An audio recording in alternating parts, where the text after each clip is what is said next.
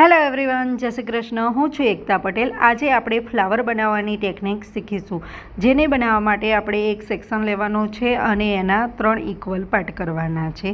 અહીં આપણે simple 3 stand બ્રેડની technique use કરવાની છે. અહીં આપણે એક સાથે આખી બ્રેડને કમ્પ્લીટ નથી કરવાની, થોડી થોડી બ્રેડ બનાવતા જઈશું અને એને સ્પ્રેડ કરતા જઈશું. સ્પ્રેડ કરવા માટે થંબ અને ફિંગરનો ઉપયોગ કરી અને એને સ્પ્રેડ કરીશું. સ્પ્રેડ કર્યા પછી સ્પ્રેડ કરેલા દરેક સેક્શનને આપણે હાર્ડ સ્પ્રેથી લોક કરી અને એને ફિંગરની મદદથી ફિનિશિંગ આપી અને એને ફિંગરથી શેપ આપી દઈશું, જેથી કરીને આપણને ફ્લાવર જેવો શેપ મળી જાય. સેમ આ ટેકનિક સાથે આખી બ્રેડને એન્ડ સુધી કમ્પ્લીટ કરવાની છે. એના પછી જે પણ જગ્યાએ આપણે ફ્લાવરને લોક કરવાનું છે ત્યાં એ સ્ટાર્ટિંગમાં બોબી પિનથી લોક કરી અને એને રાઉન્ડ રાઉન્ડ ઘુમાડી અને યુ પિનથી લોક કરતા જઈશું અને એને ફ્લાવર શેપ આપતા જઈશું.